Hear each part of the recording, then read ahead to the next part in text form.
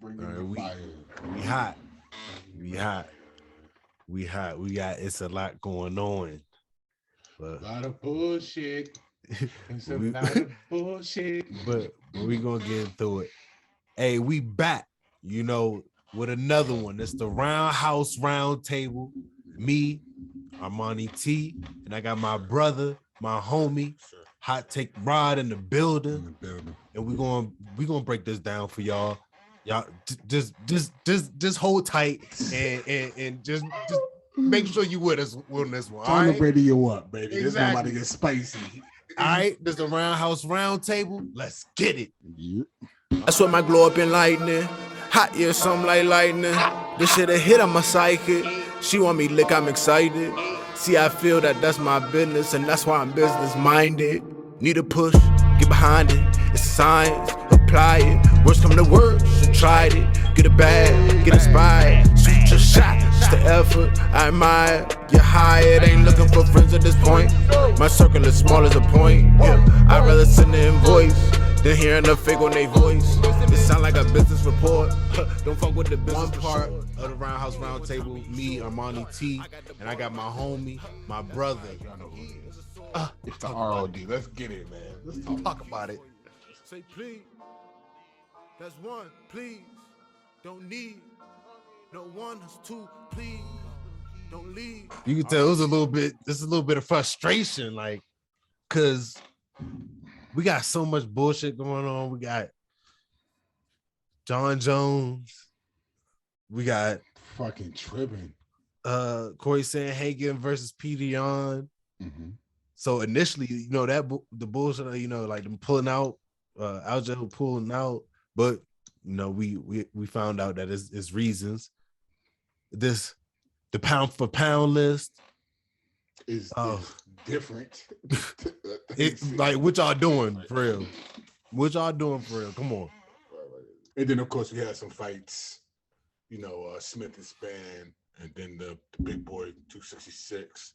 Yeah. Shout out to the two champs, remaining champs. Shout out to the Dinosaurs fighting. That was actually a pretty good fight though. Yeah, but that was a good fight.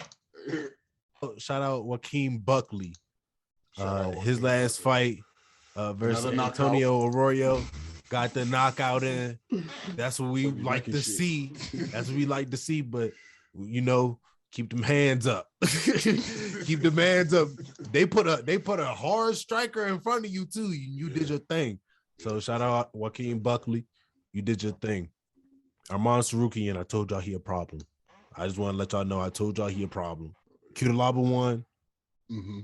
Versus Devin Clark, broke Devin Clark's teeth. Yeah, that was wicked, bro. So wait, was the jaw? I know the teeth were moved. Was the jaw ripped as well? I don't know if the jaw was ripped. I just think it looked like the gum line was pushed as well. Like the teeth did. Yeah, the gum line looked like the gum line and everything was pushed. Yeah, bro. Cutelaba looked like his primary realm of martial art was ground and pound, bro. He like he knew what he was doing. He looked like he need to do some ground and pound classes, and y'all need to take some ground and pound classes from Cutelaba. Just throwing that out. Literally took somebody's teeth out of his mouth. Yeah. Anthony Smith got the W. Experience came big through. Time W. Though. Came through. Yeah, it was very dominant. You know what I'm saying? First round, Didn't see that coming. and he got upset. He got upset at the end, but I was like, bro, like, come on, you don't gotta do all that, bro. But you can tell, I like how he's fighting with a chip on his shoulder, though. Yeah, you know what I'm saying? Fighting with that something to prove. Which, you know, guys his age, guys his experience. When you start, but it don't seem focused as at something of like they not respecting my craft. It's almost like I don't have enough fans. That's what that's what it seems. It's not like they disrespecting my skill. Like, no, like it seemed like his is like not focused. Is not focused towards like his actual greatness. Is more so like how many people don't like him. Yeah, proving me people wrong type. Yeah. It's just like one of those weird type of chips on their shoulder. But but since he Anthony Smith, people like, oh yeah, you got a chip on the shoulder. But Ryan Span, I don't know. Oh, by the way, I got a little I'm overcoming a cold. You know what I'm saying? Anytime it start getting cold, the season start changing. I gotta get my first annual little sinus, whatever, coughing up mucus and all that shit. Yeah. I took a COVID test. I'm good. I would tell you what to take, but ain't nobody sponsoring us. So I'm about to say I'll tell you that off camera. No free promo. But you feeling better? You good? You straight? Yeah, I'm on like the decline of it. You know what I'm saying? So I already it got to the point where it was like I was like, damn, is it cold in here? Like is it cold in here? And I went outside, sat in the sun a little bit, and took some medication. Yeah. Help your ailments, man. Yep. Everything else just started clearing up. Sure. But it was bad though. Sure. So it's better now. We're gonna get into the real no cap recap for UFC 266. Let's get into it. Shout out to the gang, 3-0. Oh, number one in the power rankings. 3-0. Y'all already know who just got the W. So we ain't got like you already know. Like y'all, the presence is already known. You know what I'm saying? So the presence is already known. Early prelims. Do y'all want to hear about the early prelims? They never do. They do.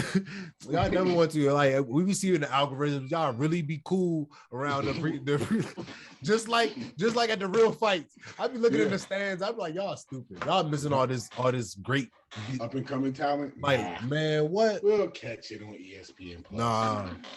Wait till we get our tickets. We're gonna be sitting up in the motherfucker right in the front. Drunk as shit at the early prelims. At the early prelims, you're gonna be able to hear us. It's gonna sound like the Apex. We should do a live. Yeah, that's one thing. Bruh, it's possible. Like that. I'm gonna talk about Real One Infinity. That's a brand of quality knit, quality fashion, quality wear. Just for you. Real One Infinity. All right, so are we? So you gave your prediction for Izzy, right? Jalen Turner did his thing, got the submission. He has a bright future, Jalen Turner, and he was the underdog.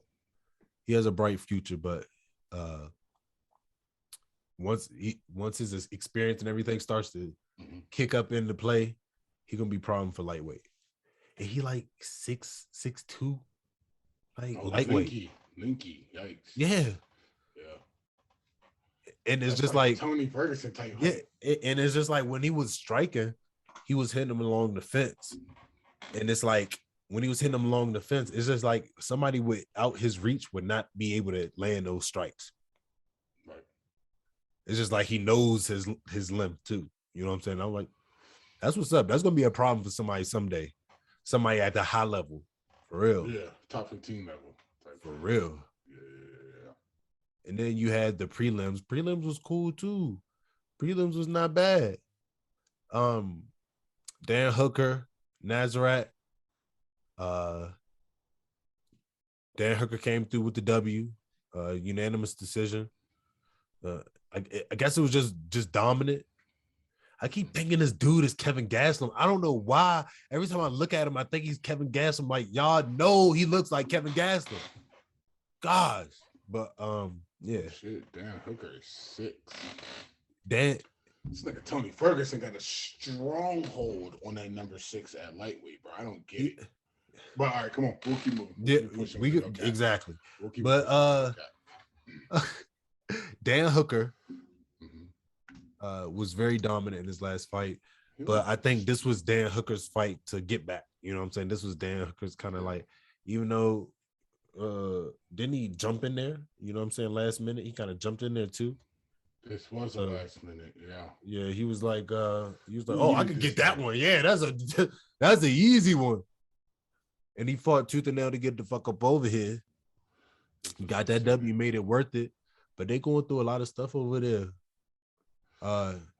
In New Zealand with being able to get over here.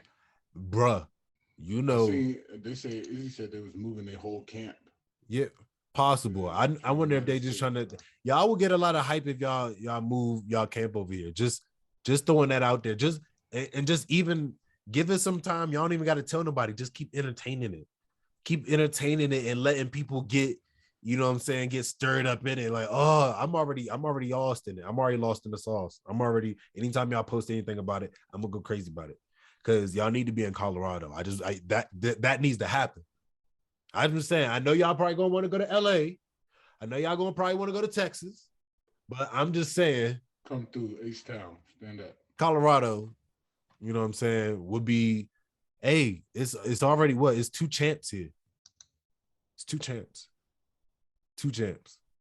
And the third one come through whenever he's getting ready to fight. So Ngannou comes through here when it's fight time. Usman and Thug Rose. It's a reason why. I mean, yeah, you gotta train at that altitude. Train at the altitude, and legendary coaching. Trevor Whitman, he coaches out of here. Like, it's a lot going on over here in Colorado. That's what I'm saying. Like, you get your wrestling down, boxing down. Like, it's all here. And I think if anything, City Kickboxing they have good jiu-jitsu. And I think that wrestling piece will help here in Colorado. That dominant ground game, dominant grappling will help here. Or, y'all go Texas. But California will only be a distraction. Y'all gonna try to play yourself and go to California. Don't play yourself and go to California. Connor's rehabbing in Cali. Okay, so you see how that's working. So you see making money. Yeah, okay, making money. Y'all gonna make money in Cali for sure. Y'all gonna be in all the commercials. Y'all gonna be in everything. But where the focus gonna be at? That's on you. That's a you thing.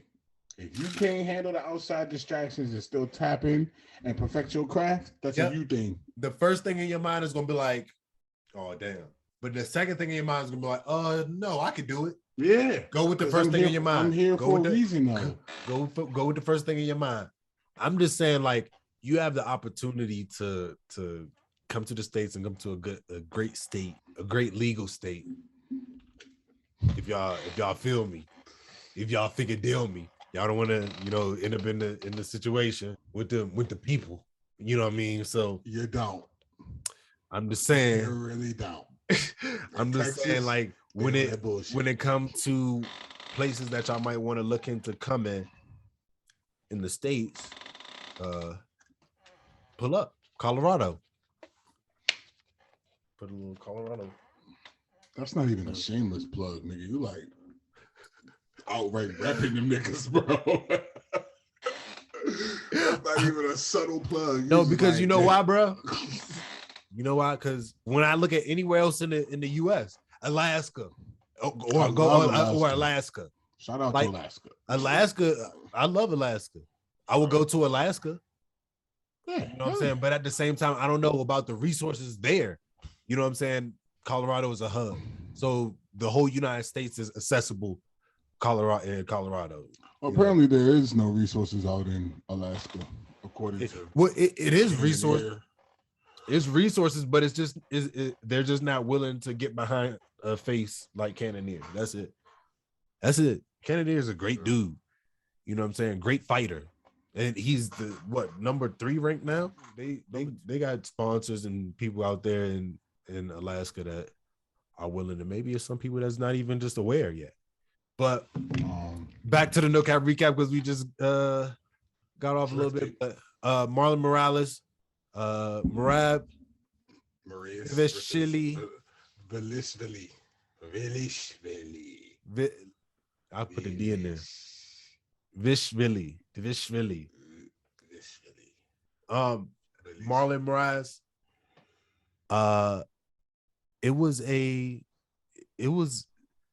Merab came back from the dead all in. Bro, was this like the greatest second round ever? Like, bro, it was like 2-round fight ever. Like, to be a fan, bro, like, I think that was one of the best rounds. Like, and then you had the other round that was in the championship fight. That's why I was like, what? But the comeback, I was more, the round was awesome, but the comeback to me was the best. That's what had me captivated. Yeah. It was the comeback, and Merab got to finish, and it's like he was he was eating a lot of shots. He was eating a lot of shots. Marlon Moraes was giving him some work. That's what those guys do, though. But he was showing that one day, he got a championship chin. He can withstand it. He can sit down and get back up. So shout out to you, Murad. You got the W. And I won some money from you, so appreciate that. Appreciate that, because I did believe you could do it, bro. Shout out Jessica Andrade got it done as well. She's there. She's right there. Yeah, I felt like this was a waste. You know what I'm saying? I feel like this is a waste. No disrespect to Cynthia Calvillo, or you know what I'm saying, whatever how they pronounce it. Whatever. No, Andrade is just different. I'm just saying, like, different, bro. She's just different. Yeah, this was like I said, when it comes to those women's divisions, after like the first maybe 4 or 5 names, me personally, I feel like the competition really jumps off and drops off. So it's hard for me to get excited for fights like this, like, because she was in wars with Nunes, and you know what I'm saying, in wars with Shevchenko, and then you come back in here and this is, like I said, I don't want to spew no disrespect to no UFC fighter at all, but it's levels to this shit, bro. We all know this.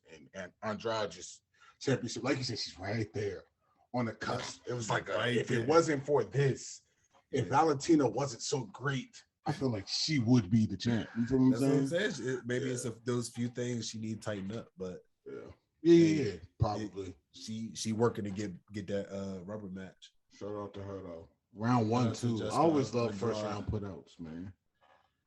And speaking of being, tactful and getting it done and just being the levels better, like Curtis Blades versus Rosenstruck. Like, I'm not going to. It was the most strategic fight on the card, the most chess match fight on the card. I dozed off on that fight. Not gonna lie, be honest with you. I didn't doze off because I may have dozed off on that fight. I was just waiting for Curtis Blades to finish him. Like, I ain't never seen somebody want to finish somebody so bad and just not do it. And not do it, like.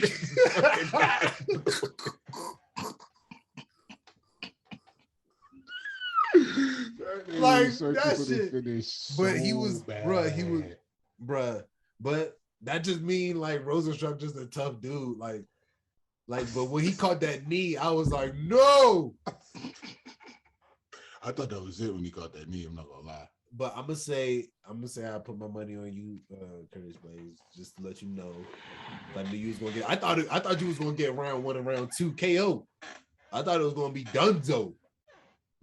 So, but Rosenstruck got a chin though. But no, at the same time, at the last minute, I thought in the back of my mind, I was like, I saw how much Curtis Blades was doing, like all this rehab and training and stuff.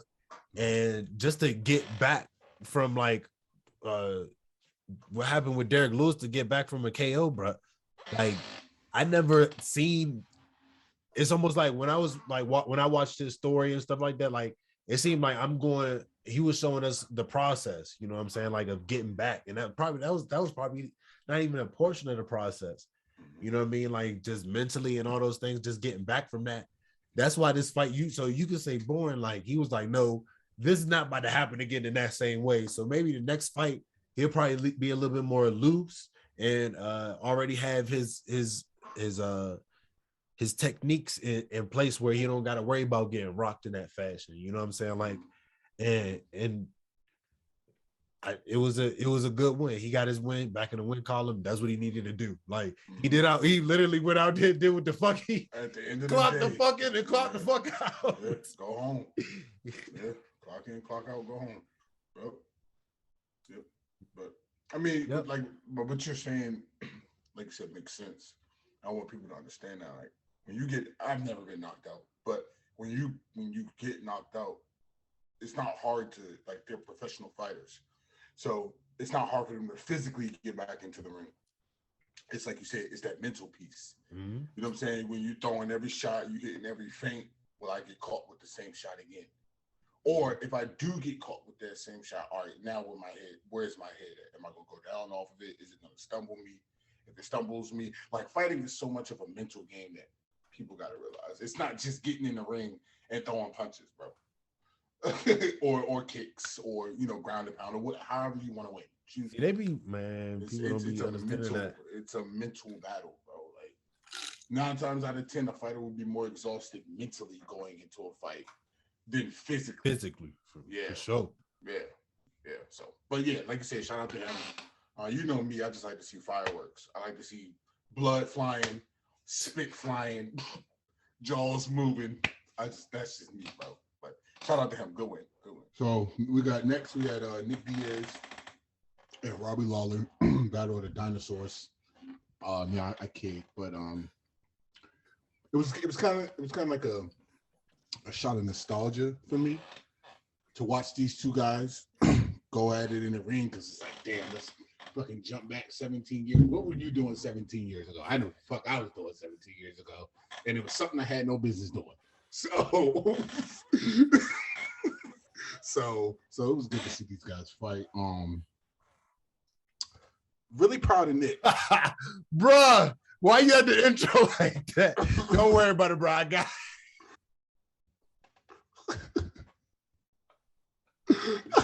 the one time you I gotta get a feel for it. I gotta get a feel for it. I gotta get my legs up under me. You know, normally you do this part. That's what happens when niggas just start trying new shit. And you immediately jump off the end. Okay, so I didn't even want to. I'm glad you did, because I didn't even want to bring this fight up in the first place. Like, we got to, though. Nick Diaz, Robbie Lawler. That's about it. When he gave up at the end, though, like, that hurt me. It's a lot of people making excuses for Nick Diaz, like, oh, he's an old fighter and he knows when he's Robbie done, and all the, like, I hear what you're saying, right, but at the same time, he wanted this fight, like, and at the end, calling out Kamaru. No. Drugs. No. Drugs. He clearly rode to that press conference with Nate. Because, bro. I knew the Usman thing. Once he brought up Usman, unfortunately, I knew he was going to lose. Y'all should have drug tested him right there on the spot. I'm like, there's no way that. Like, he's like, okay, I get the point with the whole I already fought Robbie Lawler thing. I get that. And I was like, yeah, he's right. You know what I'm saying? Why is he fighting Robbie again? Then he goes, yeah, I should be fighting Usman. And I'm like, no, because what it is almost getting inhumane at this point of just putting a young guy in there against one of the older guys. Like, it's getting inhumane and seeing like the younger guys kind of expose the older guys. Like, so the best thing to do is to put an older guys in there with them. Guy has age on them as well. Figure it out from there. And then you see what happened. Like, no. Nope. Yeah. Y'all want to see Nick Diaz fight again? Be honest. Do y'all?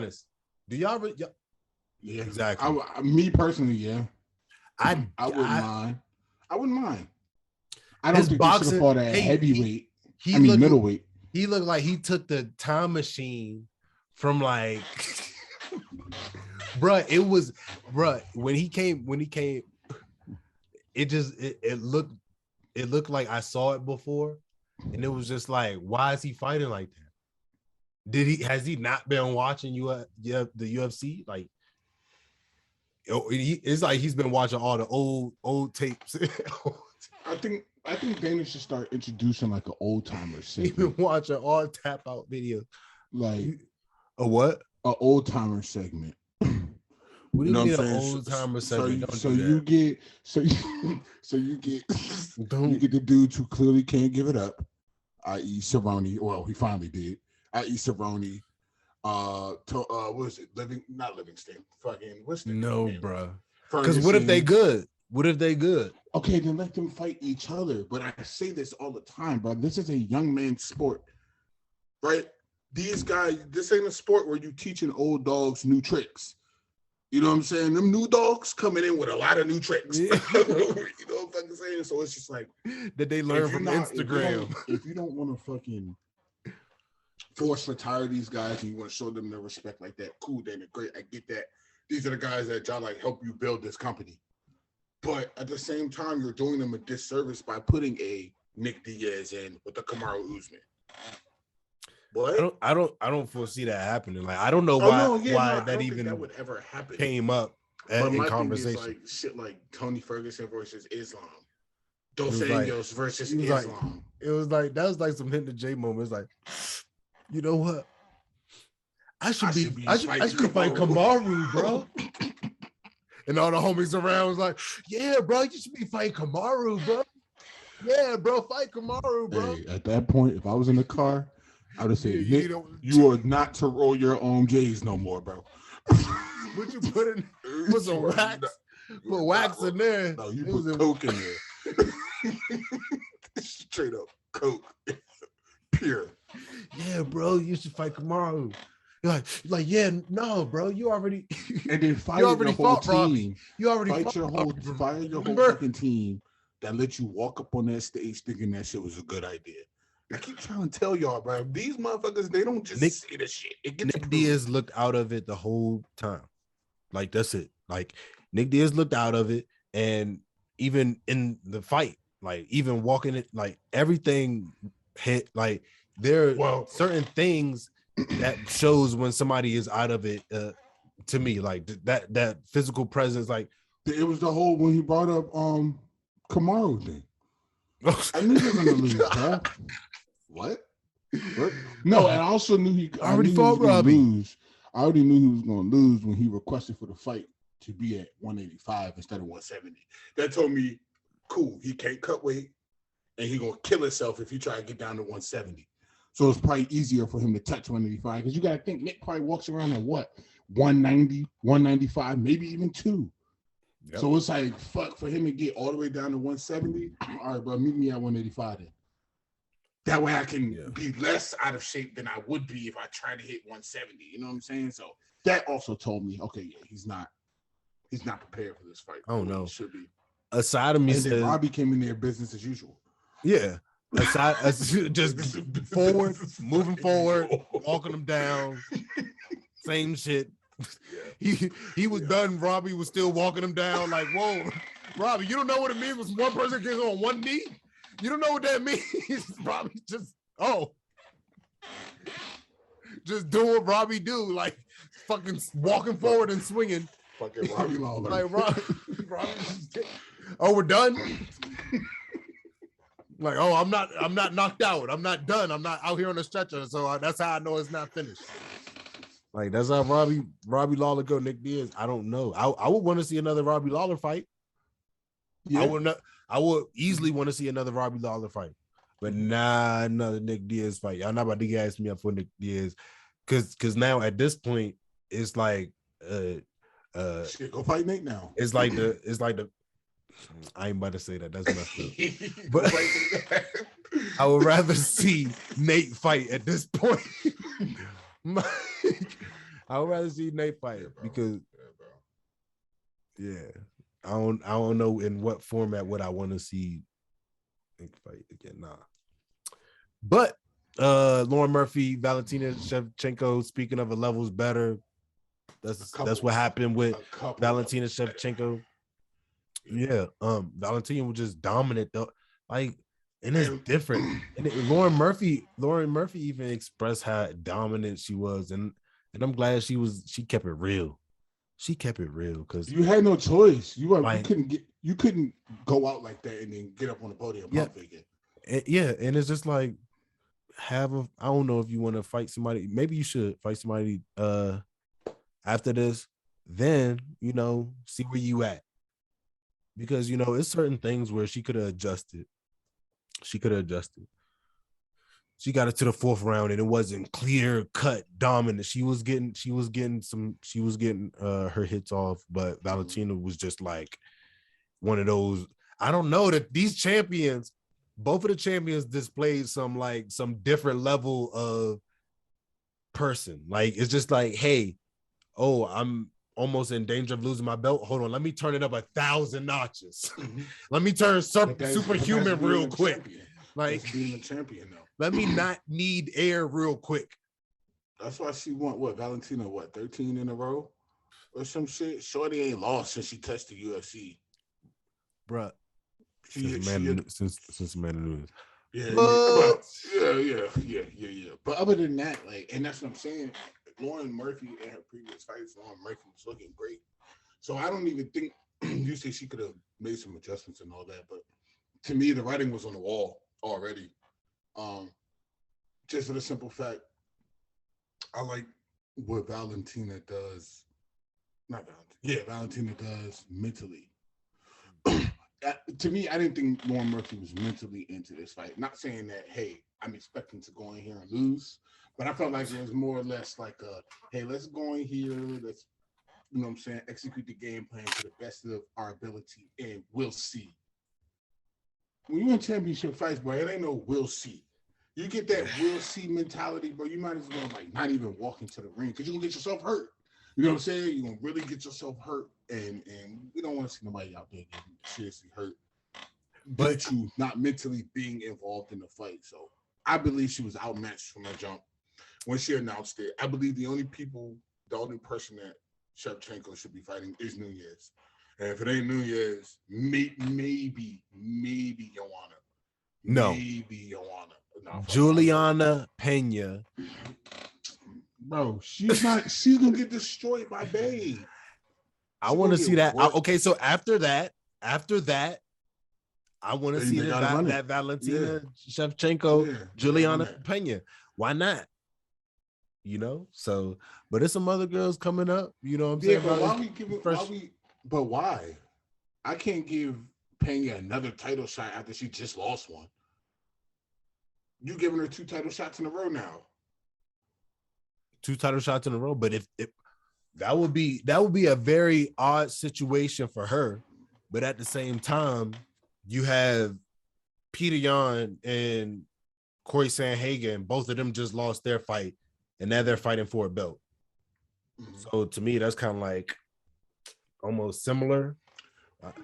I don't see why it would be a disservice, especially if they want her. If they want her, if Amanda Nunes barely beats Juliana Pena, 1, they might run it back, or 2, she might get a match with Shevchenko. Depending on how she finesse it. But it's possible if because Juliana Pena clearly got some star power that she just popped up with. You know what I'm saying? And she's just keeping it running. She's just keeping it going. Yeah, she called out the champ. Hell yeah. Yeah. So now it's like we're gonna see what she does with that. That's what it has to be. It's like that's my thing is anything other than a victory, then you're selling yourself short because you can't call out the champion, lose, and then get another title shot right after that. Shit, if she jump in there and beat Amanda Nunes on some wild, I don't know. Then this is a whole different conversation. Immediately, then I would do that. I would immediately call out Shevchenko. Yeah, line up. Yeah, go get her next. Yeah, because if you could beat Amanda, barring any injury that Amanda may walk into or high Schmidt, you be Bay. I'll give you a personal shout out. But until then, we ain't even going to discuss it. We ain't even going to. There's nothing to be said about it, bro. Sorry, I'm still Bay. Sorry. Facts. So let's get into the main event. This was a great matter of fact, and still, shout out to the champ. And still, Alexander Volkanovski. Yeah. Shout out to the champ. He got shout out to the ring walks. You know, ring walks was fire, boy. Ring walks was fire. Brian Ortega. He came through. One. He surprised me. He showed that he can hang out. You know what I'm saying? Like, but we already knew that about Ortega, that he was like that he's serious. Like that he stand up. Like his last name is Ortega. You know what I'm saying? Like he's gonna stand up. Look at him. He looks like a badass. He's gonna stand up. Looks like a fucking badass, bro. Shout out to him. But at the same time, it's like Volkanovski showed that like he's you know what I'm saying? Still, no, you know what I'm saying? It's almost like that. I'm gonna show my son something. Yeah. It's almost like he's like he's like the dad of the featherweight right now. Nah, don't bullshit. Because I remember he was like, "I'll fix him up." Yeah, I'll take care of him. I'll fix him up. And I love how he went smack at Conor. Yeah, which that fight will probably never happen, but yeah, Conor's not coming down to 145. Volk, I don't think you should I don't think you should jump into that Conor trap. I don't think you should jump into that Conor trap at all. But at the same time, it's just like when you got a champion that feeling like they ain't like popping like they should, that's going to be the fight that they're going to want to make no matter what their weight is. I'm sure Ngannou want to fight with Conor. But still, Volk is popping like he should be, though. You got to think about it. He won 20 straight. He's on a 20-fight win streak. But he king tut around that bitch. Exactly. Conor doesn't Conor didn't really lose his featherweight title for real. Nah, he relinquished it to move up to 55. So it's like, why not? It's almost like bro, you know what I'm saying? Like at the same time, like I be giving Conor a lot of shit, but like when we talking about the featherweight shit, all right, you know what I'm saying? Like Conor was a whole different animal. Because I'm a real like. Conor vacated that title, so nobody really beat Conor at featherweight. So it's like, but people, deep down in your heart, Conor, 155 you will lose weight and lose something else. Because Volkanovski is not playing with you. But at the same time, I worry because Volkanovski is one of those guys that Conor used to just exploit. Volkanovski is the style and type of guy that Conor used to just exploit in his heydays. You know what I'm saying? Those quick moving, wrestling, strong, stocky, like those were the guys that he used to dismantle. But at the same time, Volkanovski, he seen something that everybody else saw, which was the Khabib fight. It's like, oh man, this man was exposed in that fashion. Okay, let me take his legs away from him. And then everybody just been beating up his legs ever since. And that's on him that he hasn't adjusted to that. I think there's a lot of fighters that still haven't adjusted to it. To me, every time I watch Kevin Holland do like takedown defense, I'm like, no, get on the ground and start there. I'd be like, that's like working on the takedown defense is half the battle. Because it's still like there's so many ways that you can end up on the ground. The percentage is so much higher of ending up on the ground. Like just from gravity, fatigue, you know what I'm saying? Like those factors alone, people want to end up on the ground. So why not start there in training? So that's just how I see it when people be trying to practice everything around wrestling and around grappling. Like, y'all need to get in there. Volkanovski has that. He got it done, and he was lighting Ortega up with the hands, boy. Yeah, his boxing was looking nice. Yeah, he just looked a step quicker. But he was also getting tagged too. Yeah, he was. So he was getting tagged enough to make marks on his face, but at the same time, Ortega was eating some shit. Like, and that was it was the whole fight for real. That's why I feel like they was both eating shit, bro. They was eating shit, and then when Volkanovski got caught up in the guillotine, he got caught up in two nasty chokes. It looked like he got caught up in a guillotine, and then he got caught up in the triangle, bruh. I thought he like, you know what I'm saying, like you know when that shit is tight. Yeah. You know when that shit is tight, but at the same time, red and purple, bruh. Like, you know when the blood start start pouring out where the scab is. Like, you know that shit tight. He's fucked up, yeah, bruh. And it's almost like you saw something in his face. You could see it in his face, like something changed. And then shit, I'm about to lose my belt. That's what he said, but you could see it once things start to get to a point where you're like, oh fuck. That's where you saw the turning point where he was just like, oh hell no. You saw the oh hell no in his demeanor, bro. That's the wild part about it. That's what I respected about that, because that's that grit. That's the shit that like some people be like, nah, I can't do this no more. I can't take this. You know what I'm saying? Then when he caught him in a triangle, he was like, fuck no. Fuck no again. Like, I'm too hype. I just got out of a motherfucking guillotine. Nah, not happening. He had that shit deep. It was smart. He pushed the legs down. Which at first I was thinking, why are you pushing the legs down? I saw how his arm came loosed around the front. I was like, oh. I didn't know that. Yeah. Noted. Yeah. Noted. Pull out my notebook, put that down. Yeah. Because it kind of pulls them back and it loosens their arm up from around you. Because I was like, okay, leverage. Yeah. He was one of those on the back. So that just shows that he did everything he needed to do, and that training wise. That motherfucker was. That shit was deep. Bro. It was deep. He went in survival mode for real. I feel like out of the top 15, maybe one other person is getting out of that. Everybody else is tapping to that. Everybody else is tapping to that. And that's how Ortega got to the point he got to. Because motherfuckers is tapping to that. But he wanted that submission bad as fuck. He wanted it too bad. That was his only way of winning, though. Yeah, he wanted it too bad. He was outmatched on the feet, son, so he had to. He was receiving. He was a huge recipient of hands that night. He broke an orbital bone and fractured nose. So you don't get a broken orbital bone from, because you know it wasn't no feet. From you know what I'm saying? From being a huge recipient of hands. Yeah. That was his day. Ortega got in there. So, but at the same time, like, I'm low-key becoming an Ortega fan. I'm low-key becoming an Ortega fan. You're a dog, bro. I'm trying to I ain't gonna lie.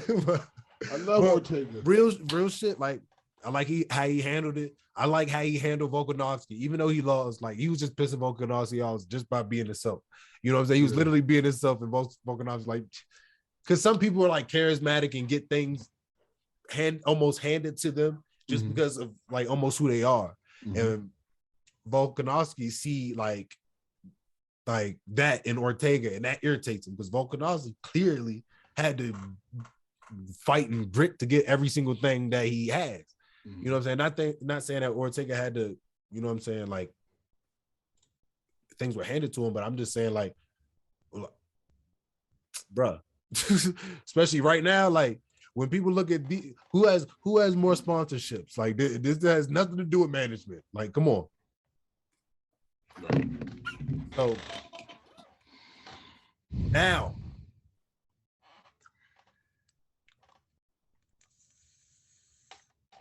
can we talk about this Peter Yan bullshit? I'm about to say, what bullshit do you want to dive into first? Oh shit! What bullshit do you want to dive into first? This Aljamain shit. Because you knew you wasn't ready to fight months ago. Okay, so I saw that post that you posted where it was like it takes 9 to 12 months after a neck injury and all this paralysis, blah, blah, blah. Okay, I get that. And I understand that. I can't take away from science. I'm not a doctor, so fine. So don't. So don't. But knowing that information, bro, why would you still hop out there and try to schedule a fight?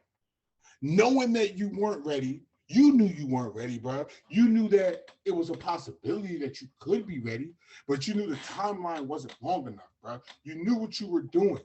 You know what I'm saying? You succumbed to the pressure of everybody saying that you needed to fight, you need to fight, you need to fight, you need to fight, you need to fight. Fuck it. I'm going to schedule the fight the second I feel healthy. Knowing that it's probably not a good idea for you to be jumping back in before that 9 to 12 month time range. Right? So my thing is, why'd you schedule the fight, period? Why'd you schedule the fight, period? Bruh, if you was like following what he had going on, then you will see that Aljamain was keeping everybody up to date, even on his podcast, about or how many months it was taking for him to be back to start hitting pads. Like it wasn't when he could book a fight. It was when he could start hitting pads, and it was a certain month that where after surgery that where he could get back into it physically. You know what I'm saying? Get back to full contact. So being under that impression, bro, like I would think I'm good too, especially if it's not hurting no more. If it's not hurting, maybe if it's giving me a little tweak here and there, boom, boom, back. I know that like whenever training, like I'm going to get little bruised nicks and you know what I'm saying, little tweaks here and there. And then now you gotta go to the doctors to be able to see if I could be cleared to, you know, compete. Now it's just like doctors like, oh, hey, whoa, wait, what's wrong? Turn your head this way, turn your head that way. You can't turn your head that way. You can't turn your head that way. That's you can't do that. You know what I'm saying? Like you get physicians like that because there's not just a doctor. There is a physician. They're doing a physical. They're making sure that you have mobility and you're able to do these things. Right. So they find out that he can't do something. Now it's just like, all right, Aljamain, you can't fight. And he like, what the fuck? I wanted to fight. I could fight. But my thing is, why would you schedule a title rematch before you got that physical or cleared by that physician? Because, bro, like you notice the fight was scheduled like I don't know if it was a few months or a few weeks after him being cleared to hit pads, him cleared after full contact. Like that's what I'm saying. Like if he wasn't keeping nobody up to date on nothing, I'd be able to say nothing. But it's like we could see the things that he's doing because he's actually posting it. And then you have somebody from the UFC had come out and say that he wasn't medically cleared, and people are still attacking him. Like I don't understand. Like you could say, why would you book that? Why would you book that fight? Just like you were saying earlier, people want him to book that fight. Dana probably like, when can you book that fight? When can you book that fight? You think Dana wasn't on him about booking that fight? He already got that. But if you're hurt, then don't fuck that pressure. Fuck who's saying what. That's the thing. That's the thing. He's not hurt. That's the thing. That's what I'm saying. It's like what he's saying is my body don't hurt. The doctor's just saying I can't do this. That's where it is. So he's still training and doing shit right now. Because the doctor is saying like, all right, okay, this is not fully that. That's not fully this. You maybe can't turn this that way. You can't do this enough to this degree. Like it could be a series of those things. It could be anything. So that's why it's just like for the people that want to see Aljamain lose or just don't like Aljamain or just racist, whatever, they will be like, oh, he's just acting. He's just ducking him. Because why are y'all forgetting that Peter Yan pushed the fight off before they fought in the first place too? Did y'all forget that? Y'all forget? I think y'all forgot. Y'all acting like y'all forgot. Because Peter Yan did push the fight off. I ain't gonna say twice, but y'all can look it up if it was twice.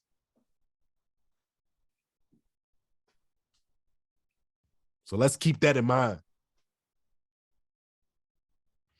But who cares why? Who cares who pushed the fight? Like, bro, you knew you wasn't ready to fight, bro. And then you said who cares about who pushed the fight off? We're talking about pushing the fight off. My thing is, you knew you weren't ready to fight, bro. Why did you go out there and schedule that fight? I don't want to hear nothing about no physicians, or I don't want to hear nothing about none of that shit, bro. Because at the same time, them matchmakers are not about to make that match unless somebody with a medical degree that's more qualified than anybody talking about it right now said he is okay to fight. They would not have even let him hit pads unless that physician said he is okay to fight. Yeah, my thing is, bro, was cleared to do those things. Bro, you knew you weren't healthy. I don't know, bro. I don't know. That's what I'm saying. You can't put that. You cannot put that on him. You cannot put that because it's been times where somebody may have. I ain't gonna make no analogy to try to confuse the situation. I'm gonna just say there's so many scenarios where doctors can say, "Hey, you just had this, and according to what I'm reading and what I believe and what I know, you should be waiting this amount of time." Like it may be two doctors conflicting. Maybe one doctor was a private doctor, one doctor is the UFC doctor.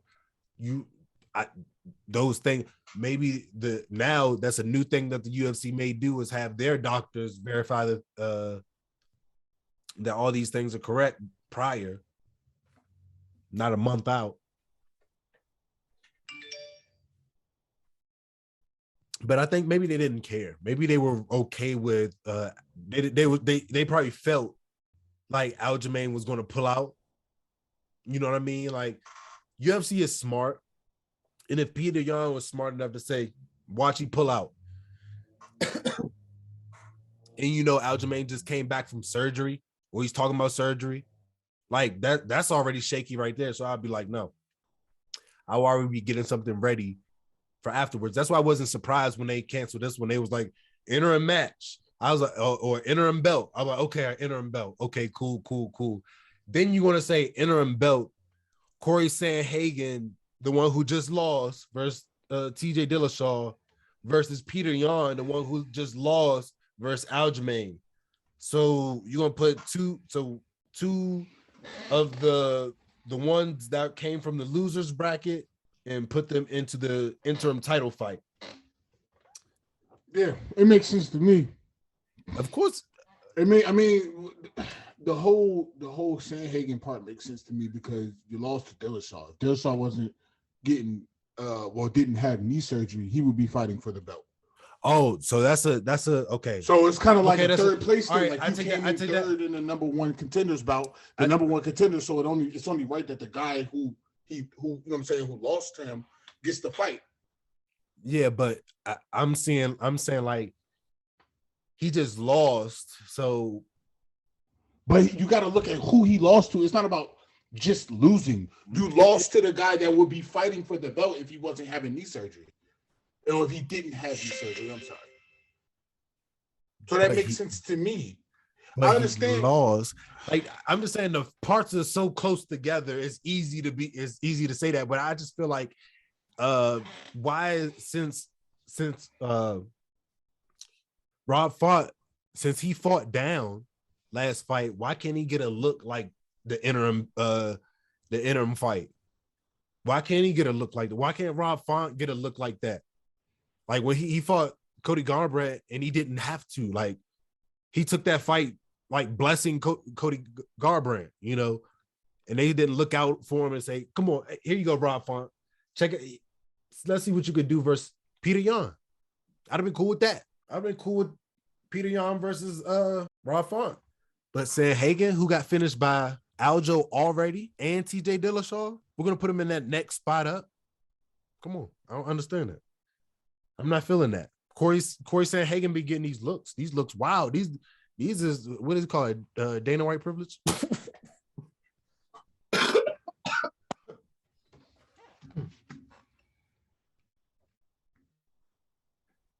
I don't know, man. Like I said, that's Dana White privilege. I like it. I fuck with it.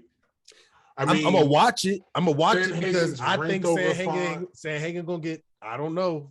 Sandhagen's ranked over Font. I mean, it wouldn't make sense for Font to jump him if we're looking at rankings. But doesn't for make real, sense for Font to jump him. Corey Sandhagen didn't really lose a spot. TJ Dillashaw just got into the ranking. He didn't really lose a spot for real. So yeah, so then that means Corey Sandhagen will be number 2. He just got yeah, that means Sandhagen will be number 2. If Dillashaw hadn't been here, Sandhagen would be number 2. Yeah, but still over Font. Yeah, but still higher in the rankings. Yeah, so but I don't know why he didn't. Why Rob Font is still right where he is instead of above. I mean, I feel like Font is on the cusp. He's ranked number 4. He's right there. He's been right there winning, and everybody else has been losing above him besides Aldo. Sandhagen. Sandhagen has. What are you talking about? He just lost against TJ Dillashaw and Aldo. He lost to Aldo last year in June, and again, he lost to Dillashaw this year. But prior to that, he's been winning. Of course, it's prior to that. I'm saying that's what I'm saying. But see, that's what I'm saying, bro. You got the Frankie Edgar. You got the Frankie Edgar. The Frankie Edgar fight. That's the one that he won that got him all the praise, and they still trying to ride out the accolades to this title thing. I don't know. I think maybe this is that blessing, that pinky promise that he got. You know, like when you get real close with the boss and stuff like that, you get the pinky promises, and that you're gonna get something cool after losing your fight because you did a good job fighting, like all the fighters supposed to do, and all the fighters actually do. But we like you. No, I don't think that's it on this one. Man. He got a fucking pinky promise. I'm having a hard time. He got a pinky promise, and Kevin Holland get put in there to try to see if he gonna get destroyed by dude. Well, all right. Kevin Holland, ain't gonna do it again. I ain't gonna do that. I ain't gonna do that. But he do fight this weekend, so we're gonna talk about that eventually. But you still cracking into your 10-minute segment of how Aldo dropped out of the fight because of doctor's reasons, and you don't understand it. Yeah. Doctor's reasons. So my thing is, you're right. Fuck the interim belt. Strip his ass. Oh my God. He won off of a DQ. Yeah, I get that. But what does that give you the right to sit on the belt? Bruh, so you saying win off of a DQ sounds like bullshit. Sounds like the opponent cheated, and you were landed an illegal knee, and you were awarded the belt. It should have been. Why is that such a discrediting laws? Is because some people arguably say that Peter Yan was winning that fight. If y'all look at the cards was closer than y'all fucking think. So y'all really don't know who. Okay, wait. But are you siding on the judges? Close. Are you siding on the judges? Because we've had a history of judges being trash. Okay, we do have a history of judges being trash. Complete garbage. But at the same time, I think Aljamain was up on the cards. I believe that he was winning. I believe that he was winning the fight technically. I feel like that's how he was winning the fight. I feel like Peter Yan was being more aggressive, but I feel like technically Aljamain was winning that fight. So, you know what I mean? Like when it comes to actual takedowns and because you could say he got 17 takedown attempts, but he got 2 actual takedowns. So, and I think Peter Yan got 0 takedowns. I think it was 0. I believe it was 0 takedowns. So it's like at the same time, it's like why we gotta dig so deep into it. Y'all, if y'all think Peter Yan won, okay, that's cool. But he fucking need the dude in the head at the end. What the fuck does that?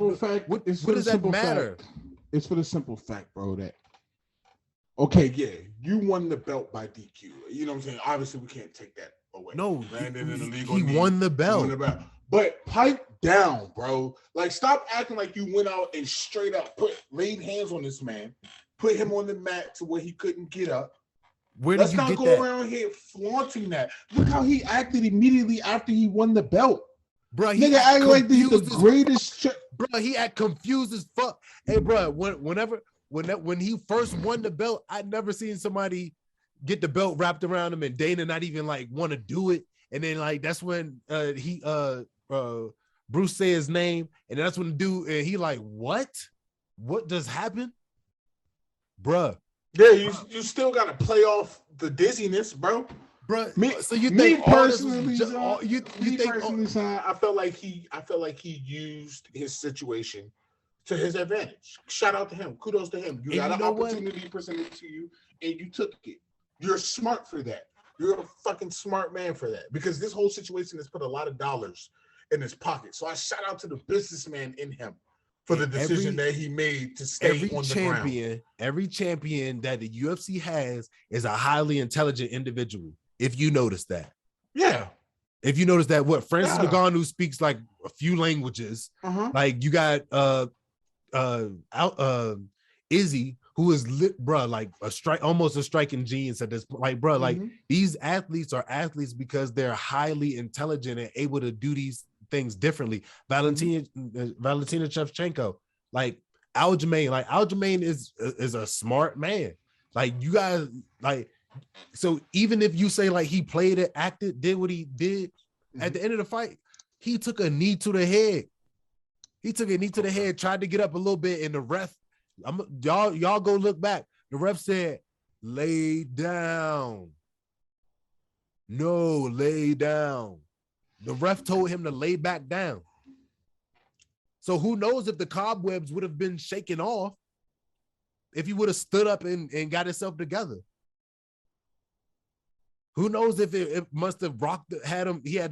He went through the full, I ain't been knocked out before, but I've been buzzed before. I ain't been knocked out, but I've been buzzed. I've been tagged hard enough with things, you know what I'm saying? Like, and you got to get it back together. Me personally, man, I just don't like it. I'm not a fan of it. Fan of what? Now of the whole, I just think, like I said, and I've stated this before, and I'll say it again, bro. It's a paper champ to me. You're a paper champ to me, bro. I'm sorry, son. It's just my respect levels towards your belt. It's a little bit lower than like my respect levels toward Usman's belt because you wanted to do. Now you go in here. Usman been defending that bitch since he had it. You go in here and you beat Peter Yan. I have nothing else to say. Why you legitimized your victory? Because that's what combat sports is, bro. That's what it means to these guys. So would you want him to fight on your time? This is a fucking moral victory, bro. This is a moral victory that he's parading on. It's a moral victory right now. Yeah, bro. When he does says "see you soon, Sandman" or something like that, I think that is funny, and he's trolling back, bro. You know all the hate. You know all the hate that he's getting. You know what I'm saying? Right. All the hate that he's getting, like some of it's understandable. He was a bit of a douchebag. He was a bit of a douchebag. No, bro. No, when have you seen him be a douchebag with the belt? You making TV show appearances. No, it's the fact. You talking shit online. Like, come on, bro. Fucking running back immediately. Oh, now when it's time to run it back. Oh, I got a neck injury now. All right, cool. Handle your neck injury because that's understandable in combat sports. Handle your neck injury and then come back. Okay, now you come back and we think you're ready. You get to talking shit, popping off at the mouth, and now you're out again. Via doctors. So it's like, bro, so it's just like, so he's supposed to be like, oh man, I suck because the doctors didn't. Nobody no, that's what I'm saying. Like, he sucks, bro. But come on, son, don't try to act like you like straight up outright beat this man. You lost because he landed an illegal knee. Bruh. Is that really beating him at the time, or did he lose? But like did Peter Yan get beat or did he lose? Peter Yan was finishing dudes. He was really and Aljamain was on the way to that list. He was finishing dudes, still standing like yeah. Congratulations. But it wasn't. A finish is a finish. Yeah, and at the same time, he ate a few shots. But at the same time, Peter Yan said, "You know what? It takes a smart champ to not take L's in that fashion. He chose to knee him in the head, bro. He messed up. He changed the matrix up. He changed the decision. He made the decision for himself. That's like almost like that is shooting the spare. You know what I'm saying? That's fucking stabbing yourself in the heart. That's what I'm saying. That's you know what I'm saying? So he lost it. It's so a difference between you losing a fight and then you getting beaten in a fight. No, but that's at the same time, if he beat himself literally from kneeing him in the head, that means to me, I would play that so hard, be like he was panicking so bad, he forgot the fucking rules.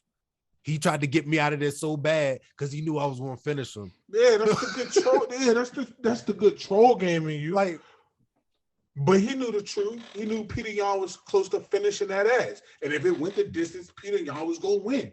Whether the score was close or it was a blowout, it was no way Aljamain was winning that fight at the time, bro. There was no way. There's no way. What you wrong is the points that they would have took off from that would have automatically made Aljamain win. Aljamain already having those takedowns, bro. But who says would have let that? If they would have let that, bro. The fight was super close. It was close enough to say it was close. It was not a blowout, bro.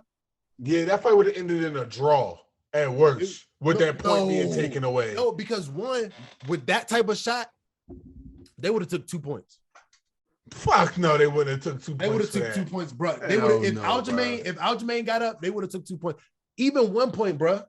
That's what 1 point would put him at a draw. I don't know. I highly doubt that. The fight was too close for that to be a draw. After 1 point being taken. 1 point is a big thing, bro. In the championship round, bro. Come on. Aljamain would have won that fight either way. Especially because I'm not convinced, bro. I'm saying with the knee happening and him continuing. That's what I'm saying. With the knee happening and him continuing, Aljamain would have still won that fight via him losing points on the card, because it was super close either way. So Aljamain could have just swung for the fences for the last. That would have been a fire fifth round. That would have been a fire fifth round. After them points getting taken off and Peter Yan swinging for his life, then Aljamain swinging for the fences. But bruh, when they get back into it, Aljamain not gonna be that like because I could see the nervousness in him, but he still came through with it like just because Peter Yan blessed him. Which is why I can't respect it, bro. Yeah, bro, I can respect it because like one, that's just like that's the technical side of it. That's the mental. That is the knowledge that you need to have behind the game to get to the highest level. Like you know what I'm saying? Like you go to a dojo anywhere and start on the very first day and see how intricate everything is. You know what I'm saying? Like, you're going to see why these guys do everything that they do every single day. And they've been doing it all the way up to this point. And if there's things that you missed along the way and you at the highest level about to get a motherfucking belt, then you just lost that shit. That's on you. So it's like you beat yourself, but Aljamain knew the rules more not to need you before you need him. He knew the rules not to break any before you broke the rules that you broke.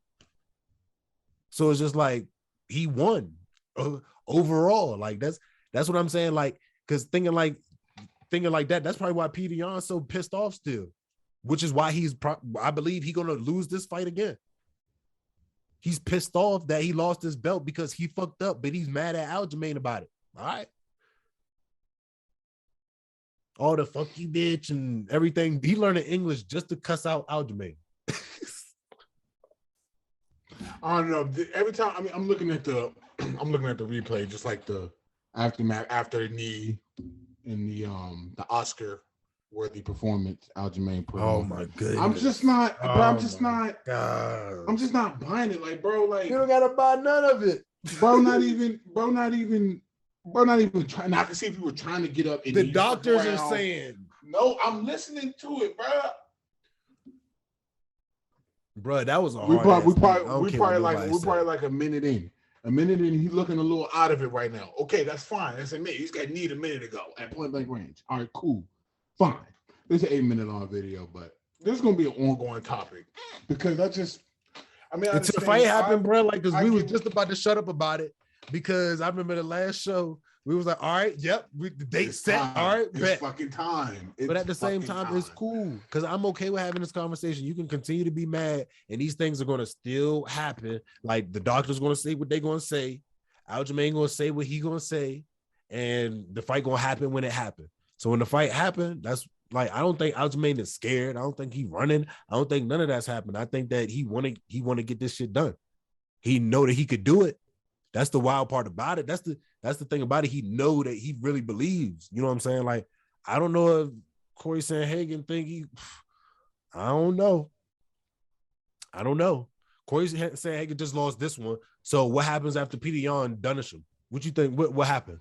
Then obviously you drop. Hopefully Aljamain's ready by then. No, then he gonna be looking at Rob. Sandhagen gonna be looking at Rob Font. No, bro. Like, Rob Font need his shot, bro. They keep playing Rob Font for this spot. But all right. We'll see. Right. We'll see what he do with Aldo. Masvidal just got a title shot. He was like, number 6? I guarantee you, if he walked through Aldo and the legend that is, and the way he looked in his last why fight, does he have to go through Aldo though? He already that's what I'm saying. Like, they be tiptoeing. They be tiptoeing dudes like Rob Font up. They be tiptoeing him up because they know he a problem. But I'm just waiting for them to actually see it once he's actually in that title fight. That's why they knew not to put him in that interim because they knew he was gonna be the interim champ. And then they would be like, hold the fuck up, Rob Font. Y'all gonna see.